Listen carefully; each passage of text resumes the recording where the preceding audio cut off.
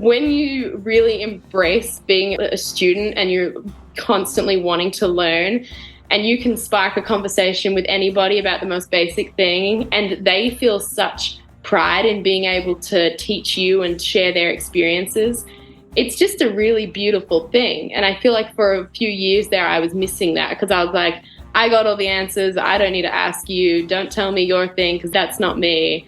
And now it's kind of like, tell me everything. I'll take what I want. I'll have my own experience and write my own story.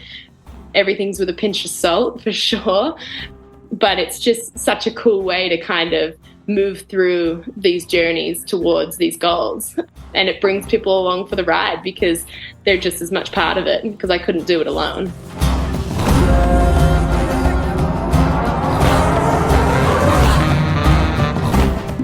Welcome to the Yogi Triathlete Podcast. We are Jess and BJ, and we're on a mission to create a better world. A world that begins within each of us and ultimately depends on the thoughts we entertain, words we speak, and actions we take in response to life. We will all have incredible highs and quicksand lows, but how we meet those experiences and allow for them to move through us makes the difference in our world.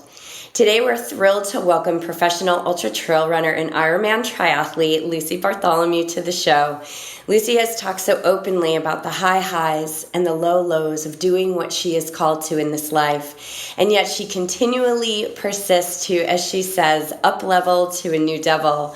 At age 27, Lucy is already a trail running veteran with course records, podium finishes, and many lessons learned along the way. Lucy has crossed the finish line at the most significant events in the sport, like the Tarawera Ultramarathon, Western States, and most recently, Trail Du'Mont Blanc, where she placed 10th. She has also embarked on solo adventures that have taken her to the limit, like the 231-kilometer trek along the Larapinta Trail in Australia's Northern Territory. Salomon Running created a fantastic film called Running Out, which documents this incredible feat. But the piece that caught our attention was last year when Lucy crossed the finish line at Ironman Western Australia and qualified for the Ironman World Championship, which takes place in Kona, Hawaii, in just a few weeks. Trail and triathlon, they said it couldn't happen, and now it does all the time. We love the crossover. We love that what we've seen in following Lucy's story, and we're so grateful to have this beam of sunshine with us today. Lucy, welcome to the show. Wow, what a beautiful introduction. Thank you. It is quite the crossover, and we are seeing it more and more. And we want to dive into all the things triathlon and how you're preparing for Kona. But first, this is the year of first. So tell us about UTMB. Like, this is pretty epic, and actually, it is the pinnacle race, I believe, in the ultra running world, just like Kona is for the endurance Ironman distance. So yeah, how did this all play out for you? Yeah, it was, I look back on the sequence of events that brought me to where I am now and talk about divine timing. So I was signed up for the Western States, which is kind of like UTMB's the Olympics of ultra running, and Western States is kind of the grandfather. It was the first ultra 100-mile event in the US, very prestigious but very limited field, so it's can never be as competitive as UTMB. And I had come third there back in 2018, and so it's kind of a race that formed my career. And I was returning in 2022, and I ended up DNFing. And with the DNF came also just a complete disassociation with wanting to do the sport, and especially that 100-mile distance. You train for so many months to be prepared for one day. And then these 100-mile races take 20, 30 hours. And so you're hoping that you can hold on for 30 hours and that things will go somewhat okay. And it didn't. And then, so when I DNF'd that race, I was kind of like, I want to do something else. Like, I don't think I'm cut out for this distance. And I've made a name for myself as 100K, 100-mile.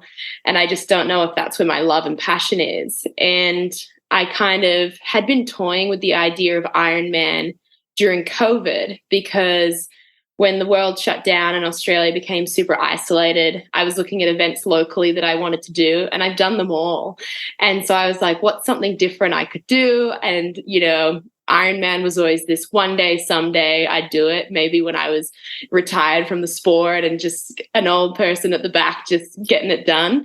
Maybe with my dad, just something super fun. And so I kind of brought that idea forward, and I spoke to Ironman Oceania. I was really lucky to have a name in sport that I could also kind of be associated with them, and they helped guide me through it.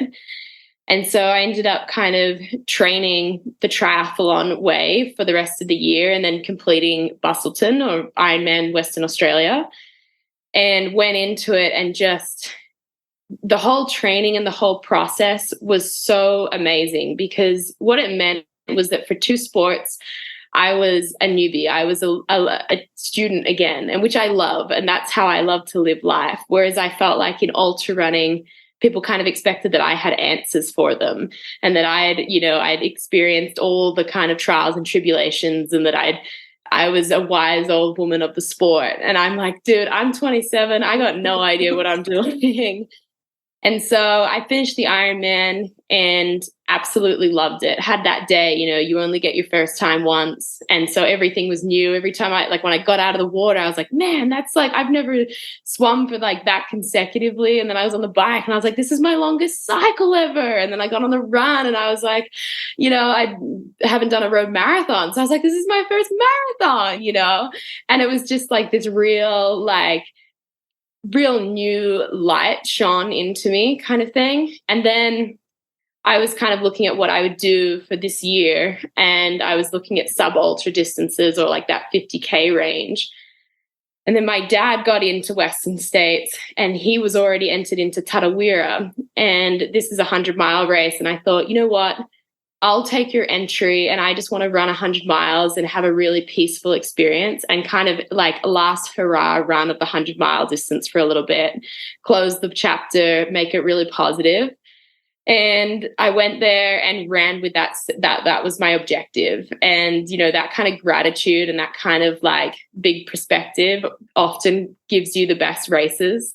So I ended up winning that race and finding that kind of flow that I just hadn't found in running for a really long time.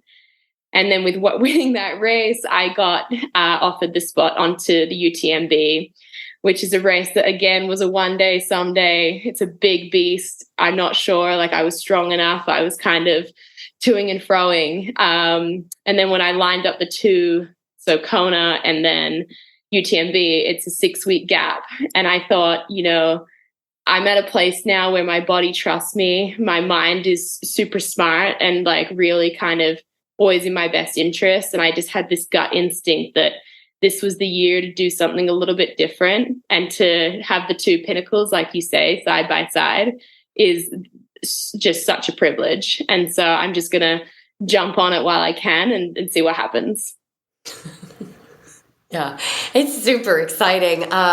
So we definitely want to dig into Ironman and training and all the things that has lended to you as a runner. But let's dig in a little bit to UTMB. You did a great 3-part wrap up on your Instagram, and but just tell us some things that are just memories maybe that just come through you, or cruxes or challenges, lessons learned of your experience. Whatever comes in, don't think too much about it. We'd love to hear. Yeah, for sure. I feel like I've come away from UTMB realizing that endurance sport is really just problem solving with a little bit of exercise in between. I just felt like I was just constantly dodging bullets at UTMB I started the race and it starts at 6 p.m. So it's kind of like an odd time to start a race. And so nutritionally, I kind of struggled with knowing how to kind of approach that. And we went off, and you run through town and you get caught in the excitement, and you're also trying to not get stampeded. So it was a really fast start, and I remember getting some cramps in my stomach, and I was like, oh man, it's going to be really hard to get that first gel in and to get into that rhythm. I'm going to need to slow down.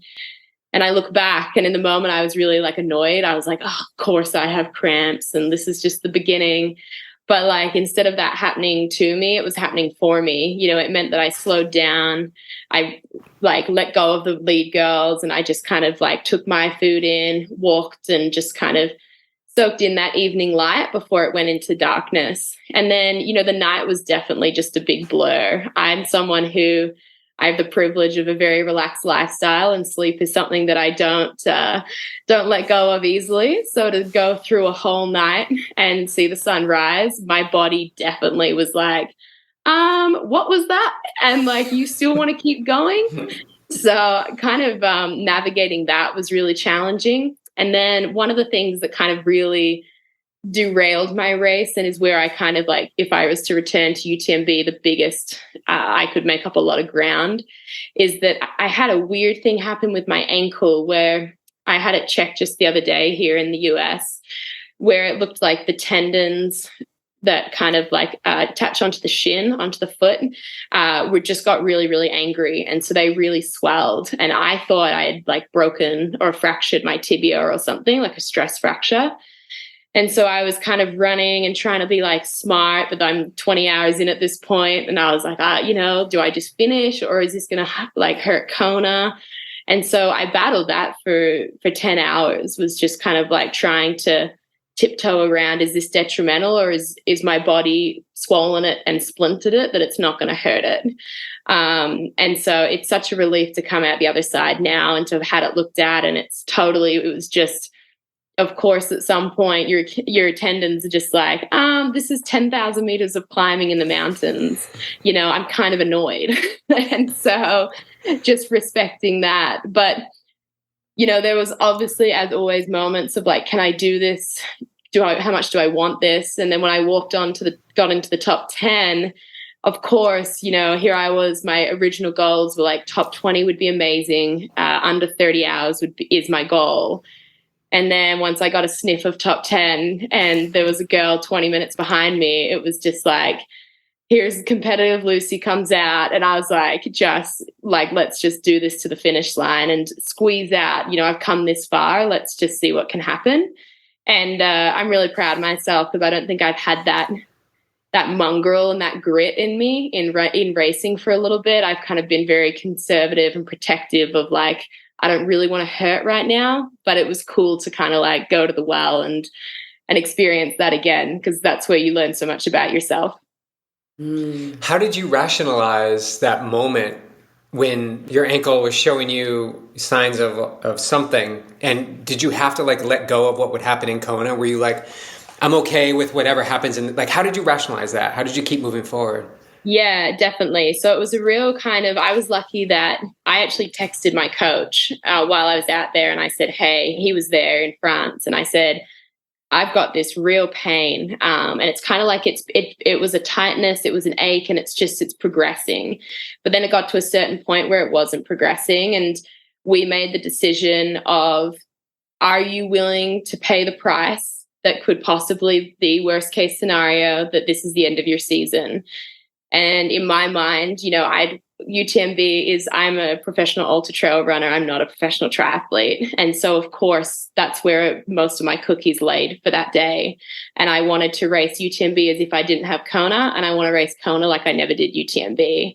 And so we kind of made a decision together. Obviously, he was a lot fresh-minded and kind of looked and assessed it for me. But it was definitely a really challenging thing because our brains will just forecast, and you spiral so easily when you're tired and you're hungry and you're under stress. And so in my mind, I was like, I'm on a broken leg and this is wild and I'm never going to run again. And, it was just kind of like, once I crossed that finish line and the body's ability to process and to recover and repair, it's just phenomenal. And it's so cool to be coming out the other side and to be like, I didn't do anything. My gut instinct was right. It wasn't as bad as what my mind was telling me, but my heart knew that I'm not someone that's going to push myself to the point of breaking, and ruin a very short kind of stint of feeling good again back in the sport.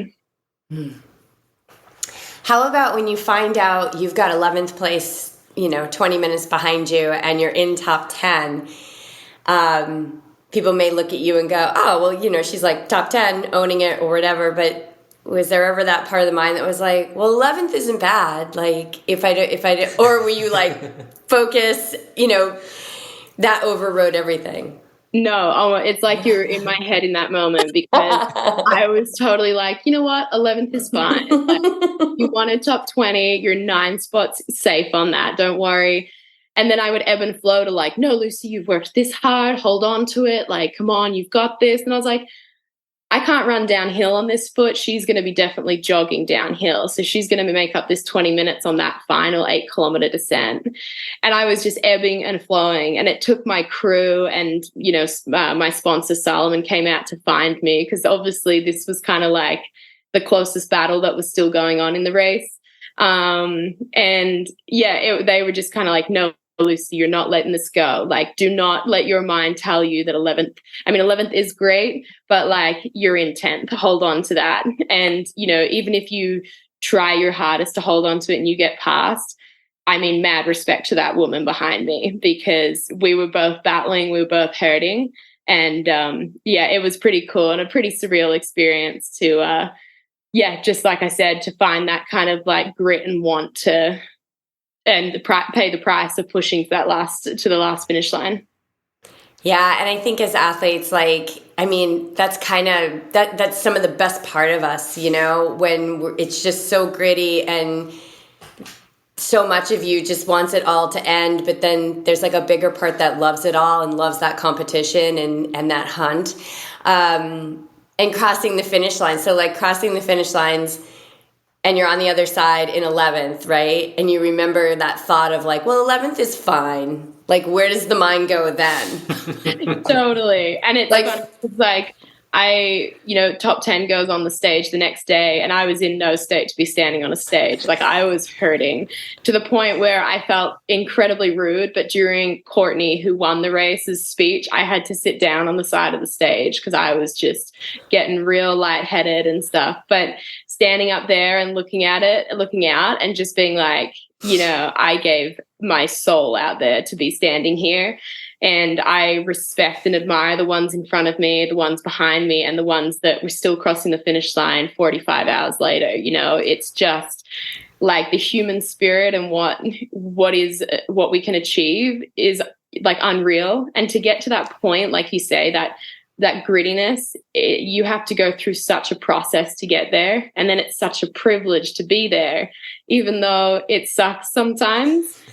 But it's where you learn, what your capacity is. And what I've learned in like 12 years of doing this sport is that every time you think you've reached your capacity, you've got another level, you've got another gear, there's another tool in the toolbox that you can use. And so it's a really cool, enlightening experience. Is there, it's so good. Do you, because we always have another level. We always have a little bit more. We don't think we do. I just had this conversation with someone. Do you? We don't really think passionate. We do. Yeah. We don't think we have enough. We think we've given it all. Does that add a little bit of pressure though? Internal pressure that the next time you're out there, you kind of feel like you owe it to yourself to actually to go that little tiny bit more? Yeah. Yeah, definitely. And I think, when you care so much and you're willing to put so much on the line, and that's your health, like, let's be honest, running 100 miles, running for 27 hours is not a healthy way to perform the sport of running, and you pay the price, you spend your cookies going to do that. And it's kind of like, you've really got to want it and you've got to be willing. And I think that before, like in the few years that I was struggling, my mind just wouldn't go there, and the well was completely closed. I wasn't going to dig into the pain cave. My spirit, emotionally, physically, mentally, just wasn't going to do it.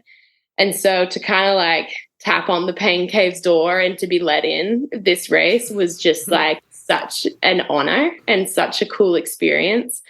But having said that, like, I was writing an article for someone about doing Kona, and I think that like whether I am let back in during that race so soon will probably be the most interesting thing for me, just to kind of see if that's something that, whether there's a 10 pass card and I've used 9.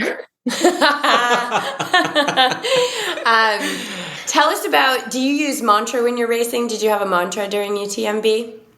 Yeah, so I had three words that I kind of repeated to myself, and they were calm, confident, and curious. And so, I was very calm leading into the race because I had very little expectations on myself. I had those two goals that I shared with you, but I also it was so not my plan for this year. And I was also very much not in the kind of like possibly top 10 athletes. I just haven't raced well internationally or raced internationally to be on people's radar. But I was very confident in my training and in where my head was at and where my body and spirit and like was willing to go. And then the curiosity is kind of like, I always say to the athletes that I coach, if you just lead through a race with curiosity of like, I wonder what's around this bend. I wonder what happens after this really high moment. I wonder how long this low is going to last for. It's kind of like an exciting way to kind of move your way through it rather than like fearfulness or anxiety. So it's just kind of those are my three words, and they're the same words that will come with me to Kona, is just be calm in the experience, confident in who I am, and curious about what Kona's all about. When do you? I don't want to get too far into Kona. So you're based now. You're in Boulder, aren't you? Yeah. So you're at elevation. Have you been to Boulder before? Yes, it's one of my favorite places. So you can feel the vibe there of how the abundance of greatness that is literally at the supermarket. When you go to Whole Foods on Pearl Street, you're like, boom, there's somebody there. I went for a run this morning on South Boulder Creek Path, and I mean, it's one thing, but everyone looks like they're super, super fit, and they're all professional athletes. But one of the coolest things is that I was looking at like places to ride, because that's not what I know of this place. And I was looking at like Gwen Jordanson and like all these like Flora Duffys, it's Stravas, and I was like, you just totally forget, that this is a home and this is a mecca of so many sports. But I thought it was super funny. I was like, yeah, okay, so their loop took them 2 hours. I'll just add an hour and a half. It is a big playground. We lived there for 10 years, actually in South Boulder. So we ran that South Boulder Creek Trail so many times. Have you ridden like along 36 out to Lyons or up into Left Hand? Yeah. Yeah. If you have any suggestions, please send them through, because I find just very unnerving. It's the cycling side of things, just with the roads and stuff. So if you have routes that you recommend, please send.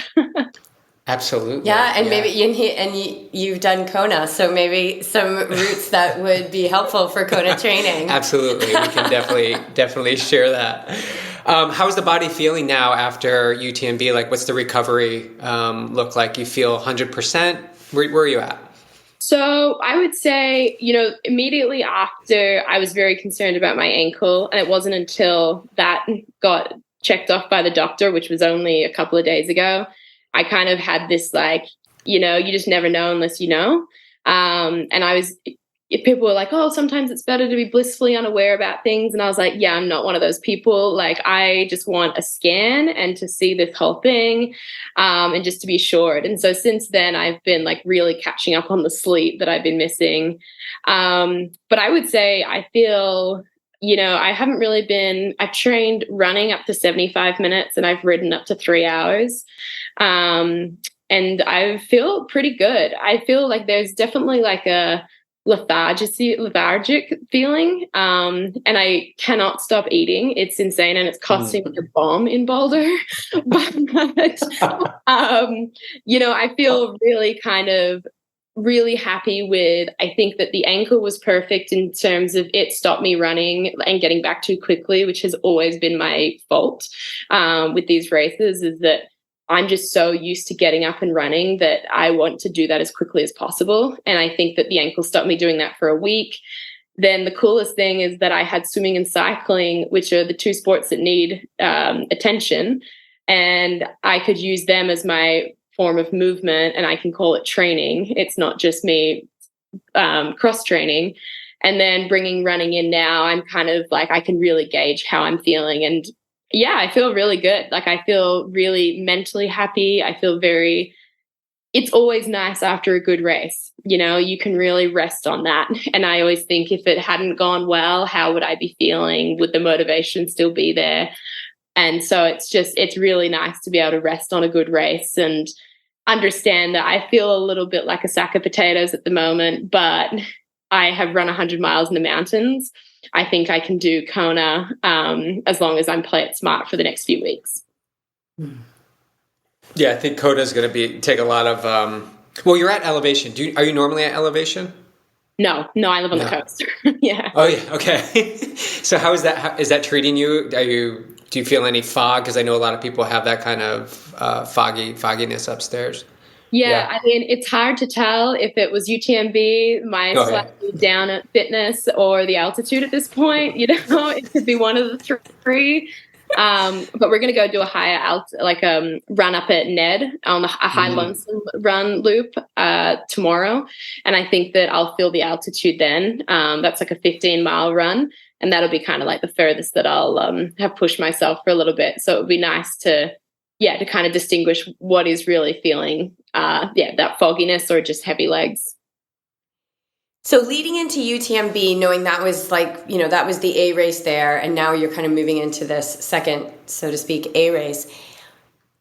Was the swimming and the biking not just complementary during that time for UTMB? Was it also a part of building strength, keeping mobility, as a part, very much as a critical part to the running as well? Yeah, I feel like you know all the answers to my questions. You're just No, yeah, you're totally right. So when I trained for Bustleton, Ironman WA, what I realized is that training for the Ironman and training for Ultra the hours are very similar, a little bit more, but you have two sports that are low impact. And I think my body just really appreciated that so many hours of it wasn't pounding into my knees and my joints, and just like what running does. And I really found that I was just as good a runner, if not better, from cycling and swimming, mainly cycling. And what it also did is it helped protect my love for running. I love running so much that I will outrun my love of running. And that's dangerous to do before a race where you really want to love it because you're out there a long time. And so what I did is that when I was doing UTMB training, I was using the bike in the mountains of Europe. So I was climbing up and doing big days on the saddle. I was swimming swimming for me is like a meditation. It's quiet. No one can talk to me. I'm not on my phone, and it just stretches my body. I'm not doing it fast. I'm just doing it. And then I was mainly running, using my poles and hiking uphill, and then just hitting my quads on the downhill and trying to replicate that, because it's the only thing that the bike couldn't do for me. So I kind of trained like a triathlete towards UTMB. And I will admit that I'm a very nervous cyclist. I don't know the bike machine super well. And so if things go wrong, I get very anxious, and the cars on the road and the state of some of the roads. And it's just it's not meditative or chill for me at this point. And so, when I stood on the start line of UTMB, I know how to navigate this thing. Like, I know how to run. If I roll my ankle, I know what to do. I know how to throw up and run at the same time. Like, I got these skills down pat. So I feel like it was just such a great way to come to UTMB with such gratitude for the sport of running and do what I know how to do best. Having said that, now I kind of want to shift and find that kind of flow on the bike, because, you don't want to be anxious for 6 hours out at Kona. It's not a fun way to race. No, it's not fun to be anxious for even any of your training rides, right? So this mantra, you have these 3 words, this calmness. How could you apply that to your current experience and learning that you're having on the bike? Yeah, and it's, you get calmness and confidence through repeatedly getting yourself out there. And so the coolest thing about being in Boulder is you're never short of a training partner.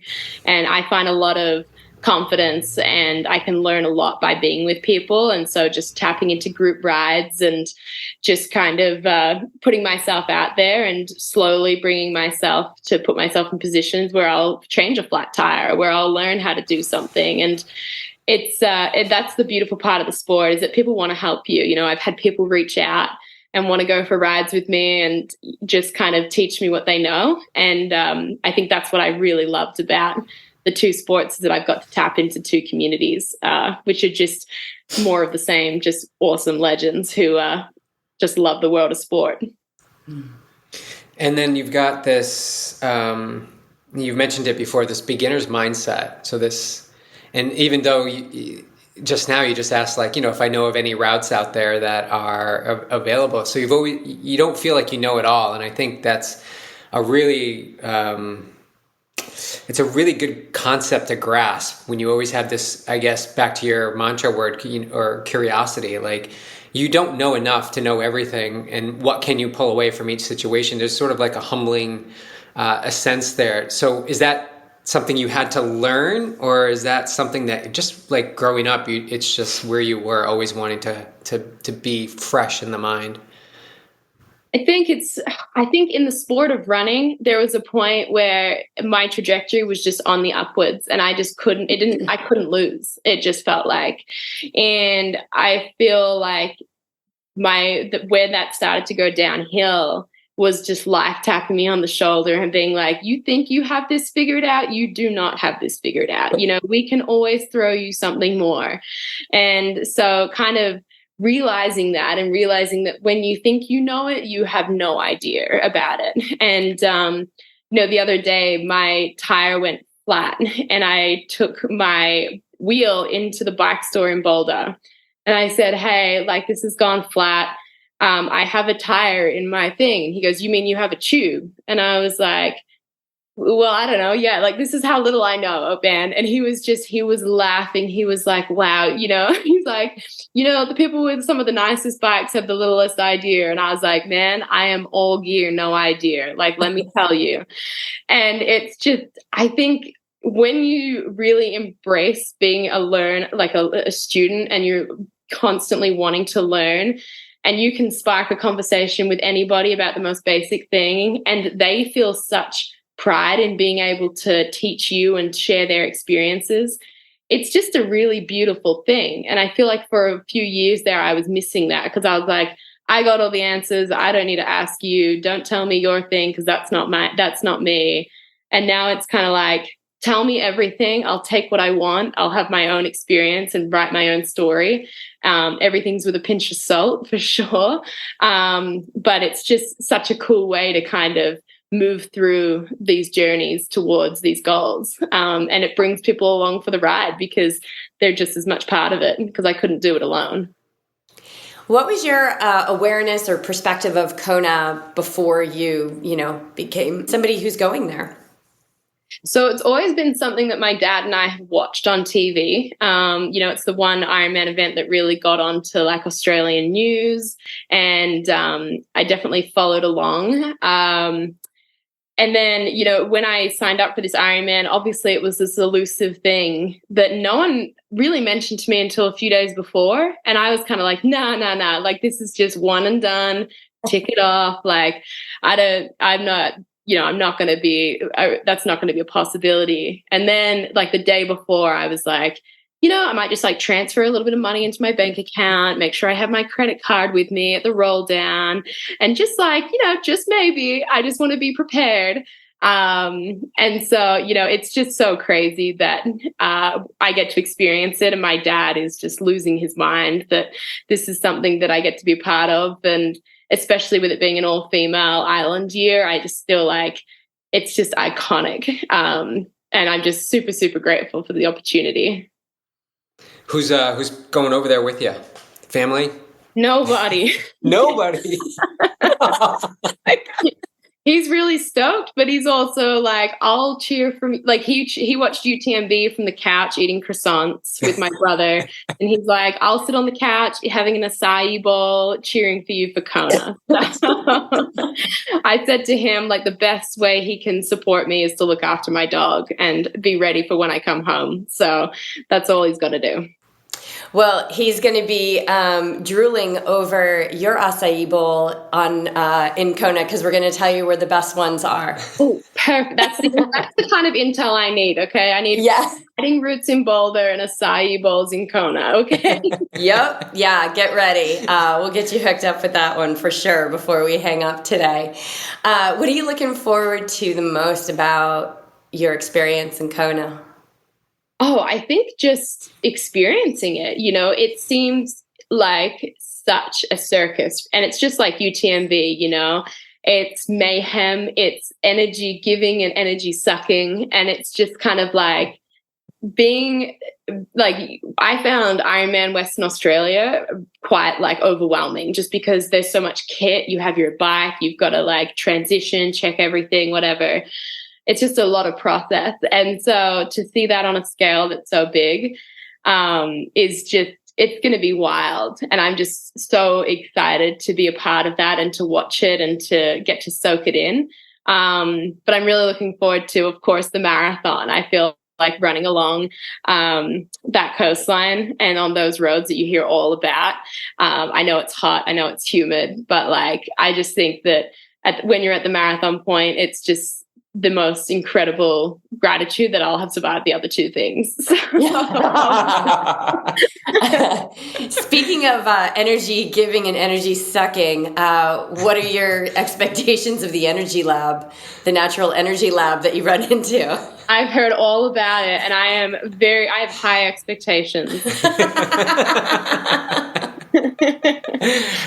I think it's going to be tough to not want to get to that run soon enough. Like, I think for you, like really soaking up that swim, the swim is just breathtaking. Like, you get so caught up in the blue water, and then the bike, getting out to hobby and on these desolate roads. But I think you'll be really fired up when you get off that bike and you just have a marathon to run, coming from that running background. So holding yourself back to that pivotal moment and then watch it unleash. Do you feel... You haven't done an open road marathon, correct? Well, Bustleton. Oh, Bustleton, that's right. So, yeah, okay. So you've got a piece. This is just going to be a little bit hotter, maybe, and more humid. That's all. maybe. Well, I think like the biggest, like when I reflect on Bustleton, my biggest learning curve was I didn't realize how hungry I was going to get on the bike. I have never. So in one of my training rides, I think because I was more nervous, I wasn't eating as much. And then I was more confident in the race because there are no cars, and it was quite a cool course. And I didn't realize that I would get so hungry. And so when I got onto the run, I definitely felt like that was my room for improvement. If I set myself up better to eat while riding, to then have the fuel to really send it in the marathon. Having said that, I think I did the marathon at Bustleton in 3:15 maybe. And so I think that like just that nutritional change would just allow me, but then it's like part and parcel, because I expect to be able to ride a little bit faster because I've had a little bit more training, but then does that drain the legs a little bit more, So I'm like, it's a cool thing, but I think, when I rack that bike, I think it'll be just like Bustleton, where I'll just be like, thank goodness I don't need that again. I will just be on my merry way for my run. Does speaking of nutrition, does nutrition shift at all, like from your, what you're taking in during UTMB? Not so much as like amount of calories, but types of foods. Are you eating more whole foods, like chewing on the trail, less of that during triathlon? How does it shift for you? Yeah, exactly that. So, I mean, at UTMB, you start in France and halfway points in Italy. And I actually had asked my crew to have a pizza there because I would have slices of pizza. And I won't be doing that in the Ironman, unfortunately. But I think for, like in terms of the quantity and how many grams of carbs and using gels, it's all the same. It doesn't really shift. On the bike, I'll use bars just because I really found myself getting hungry and I think I could eat something pretty solid there. But then at the same time, like with the heat of Kona, I will use more liquid calories as well, just because it's easier to get down. When I raced Western States, it got up to like 105 degrees. It was pretty hot that year. And that's the best way that it worked for me, was electrolytes and calories in my bottles. All right, are we good with Kona and UTMB? I want to we're just gonna have to wait and see till you finish Kona and hear all about it. Yeah. And it's super just excited for you. It's pretty amazing. Yeah. You are really blessed to have these two experiences within a lifetime, within a year, a season, within a 6 few weeks months apart. I want to talk about another epic experience, crewing for your dad at Western States. To be on the other side of the, to be in the service role of being there for him. And tell us about that experience. Yeah, I mean, Western States is was a huge part of our family. It was kind of like something that we'd watched Unbreakable, which is a film about Western States. Heard all about it. When I got in and ran for the first time in 2018, I got my third place. It kind of skyrocketed me to a full-time professional athlete contract with Salomon, and really solidified my name in the sport. I then returned in 2019 and had just a terrible race. I tried to replicate the first year's race. It's just never going to happen. So I learned the hard lesson there. And then returned for my third time. That was the DNF. So I was super excited to return on the other side. I didn't feel the want or the need to be racing. I was so content to be there for my dad, who's been trying to get into the race for 10 years. And so, it was an incredible experience, but it was the most emotionally draining night of my life. To see him I paced him from 8 p.m. to 3 a.m. for about 35 miles. And we got like an hour and a half in front of cutoff. And I was like, sweet, I'm going to hand him off. This is just going to be like a really beautiful story. He's going to do it, like happy days. And then I dropped him off. He handed over to another pacer. And I went home, got a text to say they'd gone off course. They've lost an hour. And so they were then half an hour in front of cutoff. And my dad, just like me, we are one of the same, was like, I got to run harder to try and make up that time that I've lost. And in doing so, he was obviously starting to like falter in nutrition. He fell, he spasmed his back. And so he then started to lose time. And so it was very kind of close to cutoff for a very long time, and incredible that he was able to keep putting one foot in front of the other. He was out there with someone who was pacing him and that he didn't really know super well. So he was very vulnerable. And, just so incredible because he's someone who holds his cards pretty close to his chest, but you can't hide when you're running at 90 degrees and just in a lot of pain. And so he, ultimately finished 2 minutes over the cutoff time. As he was rounding the track to come in, we heard the horn to say 30 hours. And I remember him like looking up from his bent over state and just seeing the clock. And I was like, but you're not stopping here, man. Like, you're going to cross that finish line. I don't care, buckle or not. You've made it to the end of Western States. So it was a pretty, emotionally draining time. And especially because we had like so many people knew what he was doing. They knew me through the sport. There was just a lot of eyes on him. And I felt like it was a very private experience that he had to go through very publicly. And Salomon has actually made a film on it. So there is a film coming out in November. And I just watched it's a 30 minutes before UTMB. And I was like, I don't know if I should have watched that because I am incredibly drained just from the emotional having to relive that. But, incredible experience. And like, my dad, he's recovered. He still loves running. The sun rose again the next day. He realized that, maybe he doesn't have a buckle to wear on his pants, but like he's got this experience and this memory. And he brought together my family, my two brothers. We haven't been together in 10 years. And so there was so many other amazing moments within it that it was kind of worth the price for him, which is, a beautiful place to come to and something that not everyone would come to when they have an experience like that. So for a man who keeps his cards pretty close to his heart and then actually having a movie made like during the most vulnerable moments of his life, would you say perhaps maybe that was all for him as well? Totally. And I think, he hasn't seen the film yet. He might never. I might not. I think, he looks pretty rough when he finished. And that's like the hardest thing for me was like, it kind of felt like I was looking into the future of my dad's aging. It was just like very traumatic.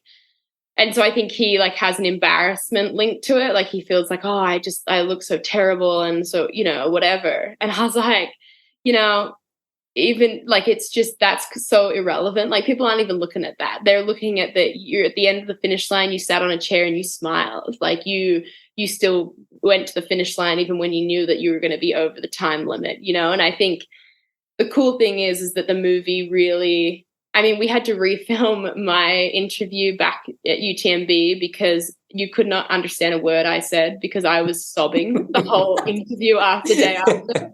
He was like, yeah, Lucy, we tried to just like put captions, but we just could not make out what you were saying. And so obviously in hindsight now, like a little bit more time to reflect, there's so many beautiful lessons and like the connection that me and my dad had was strong and now it's just unbreakable. But the funniest story to come out of it is that before I left for Europe, I said to Dad, we've got to just bookend this experience. Let's get tattoos. Like we didn't get a buckle. Let's get a tattoo.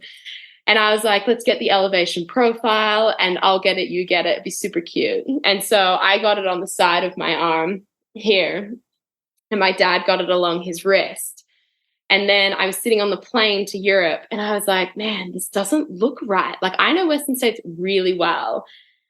And I was looking at it and I was like, this just doesn't quite make sense. And I looked at the photo that I sent to the tattooist and it turns out that this is the back 50 miles of Western States.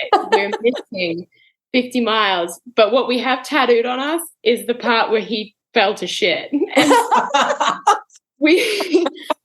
I was like, I am a terrible daughter. Do I tell him or do I just like, he can make sense. He thinks it's Western States.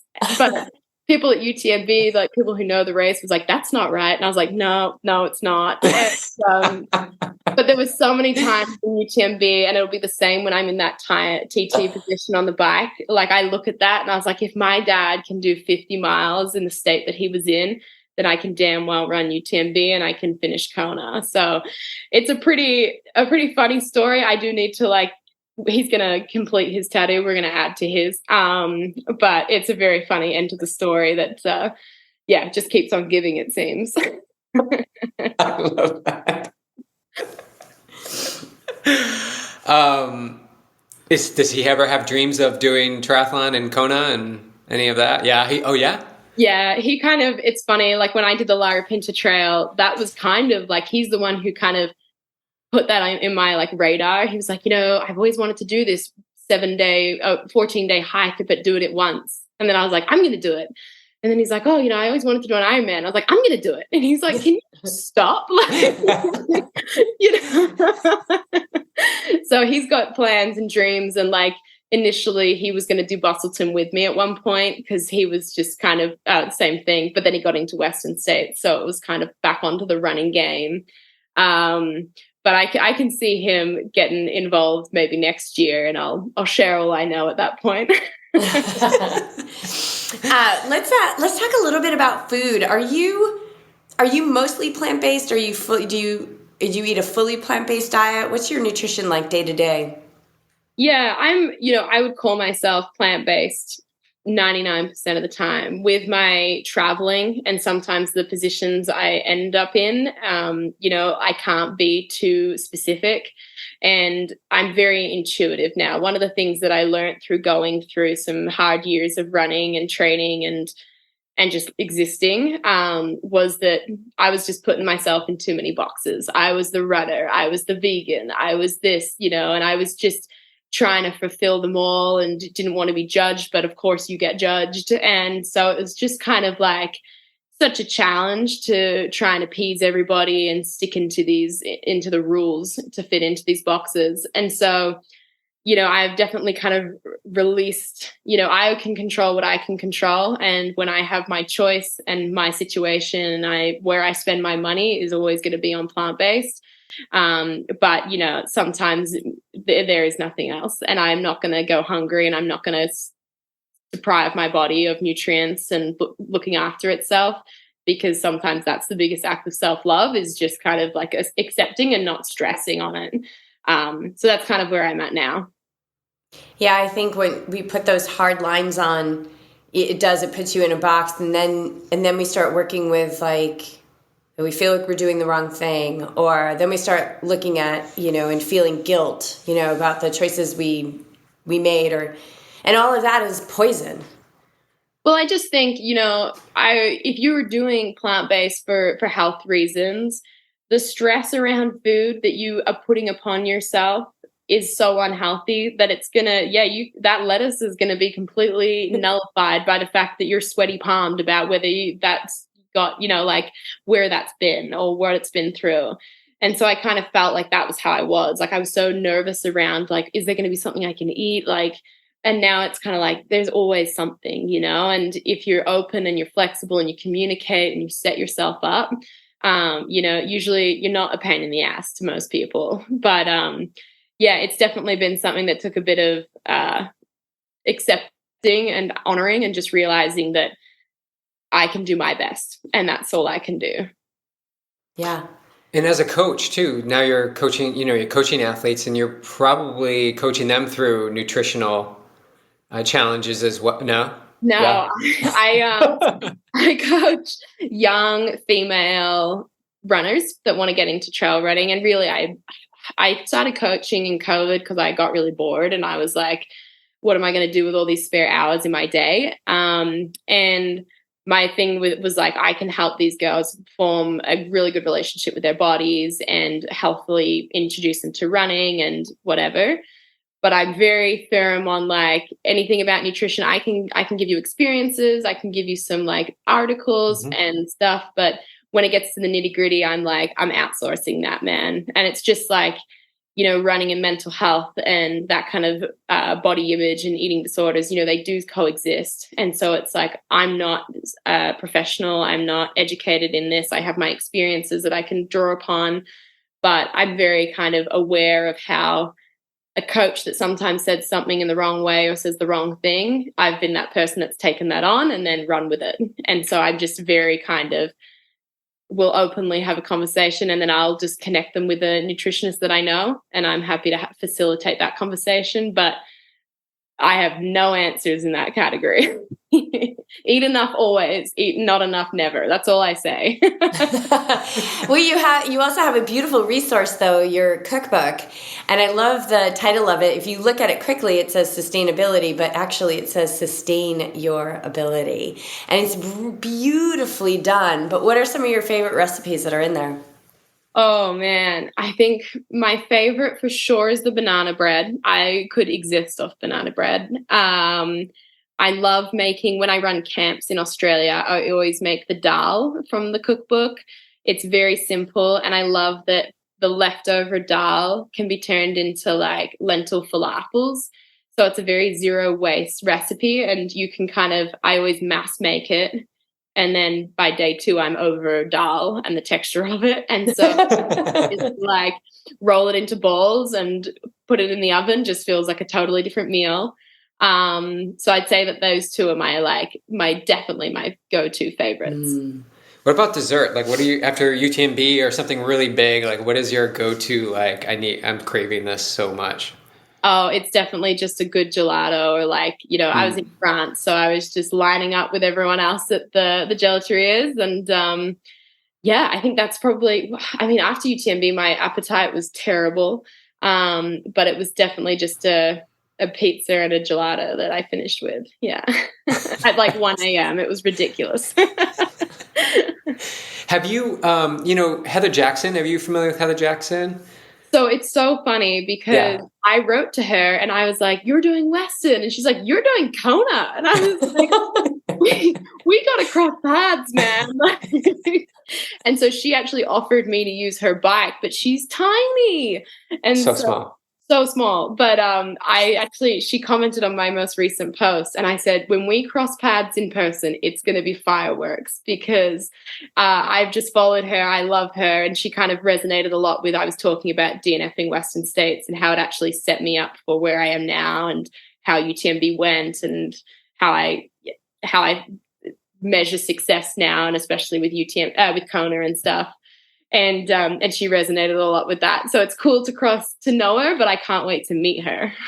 I can't believe you guys didn't meet. Well, I mean, there's thousands of people there, but Right. she did the CCC before OCC. UTMB. Yeah. OCC, yes. But I'm sure, I think she was there with Hoka, and I'm sure her time was very taken. Yeah, and I was avoiding town because I just heard of viruses that were going around. So I was very much in my bedroom, just staying clear of everything. So I didn't really get to partake in the circus all that much this year. Yeah, well, yeah, you're right about Kona. It's a total circus. It's such a show. It's fun to be in it, though. It's fun to be in it, but then to step away and kind of do your own thing, and then dip your toes in it. But you can definitely feel the energy there. And the reason I brought up Heather too is just back to your point about putting yourself in a box, or like, she was an Ironman triathlete and you were an ultra runner, but the two can play together in the sport, and I love that. And I think it's not only inspired our community here that listens to this, because we're constantly presenting situations where people are crossing over, but I think it's giving more people an opportunity to play in both worlds and not be defined by just one thing. And even in triathlon, like, not be defined by Ironman. Like, there's just so much more out there. And I think both you and Heather exemplify that. And I think you guys need to keep getting your voice out there and putting these experiences into their awareness. Yeah, we love it. I mean, we were kind of connecting over that, saying how, like, she's obviously had mad success in the Ironman and Kona, but to reinvent herself in a way and to kind of strip that away from her and then just be Heather Jackson in ultra running, who, like, we kind of all don't really know, and is just blowing our minds every now and then with her racing. And it's just, it's such a beautiful way that, like she was saying, she's just total student of the sport, learning the hard way. She races like she races Ironman. She goes hard from the gun, and sometimes you pay the price for that. And I think that it's really cool, and I feel super honored to even be put in the same sentence as Heather, so I'll take it. Let's wrap this podcast up with tell us about a moment at UTMB, specifically with, like, nature, the scenery, a moment that is imprinted on your mind. Oh, this is easy. I mean, the UTMB was run when there was the blue moon, like the super moon. And I don't run at night often. It's definitely not something I do. I don't really use a head torch all that often. And so I was quite nervous about the night. And especially once you kind of get about 40 Ks out of town, it's probably at like 10 p.m. The field starts to spread out. And so I was all alone, and I was kind of on this, like, balcony trail that traverses alongside the mountains. And I didn't even need my head torch because the moon was so bright and it was reflecting on the glacier next to me. And the whole snow and glacier was just like illuminating the side of the mountain. And I actually turned my head torch off because I was like, am I hallucinating this? Like, it's just real bright. Like, is there, it didn't make sense. And it was just the most incredible thing. For probably about 15 minutes, I was able to run along this trail lit up by the moon itself. And I was just like, this is pretty rad. I'm out here. It's 10 p.m. I'm in the UTMB. I've got a blue moon over me. I've got Mont Blanc shining next to me. Like, it was just the most incredible way to kind of enter the night. And it made me feel calm, confident, and just excited about what was coming up. That's good. Your gratitude meter, how high is it right now in life? Oh, through the roof. That's awesome. Well, we're going to follow you so closely in Kona. Super fired up for you. It's such an experience to have. It's something, if you want to put in perspective, it took me 18 years to finally get to be on the island, and I soaked up every ounce of it, and it really just filled me up. I'm so happy that you're going to be there and to experience this, and we wish you all the best. Take it moment to moment, enjoy it, love it up, and get to that run. Yeah, thank you. Amazing. That's insane that it took you, like, congratulations on committing to a goal like that. Like, that's insane. I know. Yeah, thank you. Yes, it was a long time coming.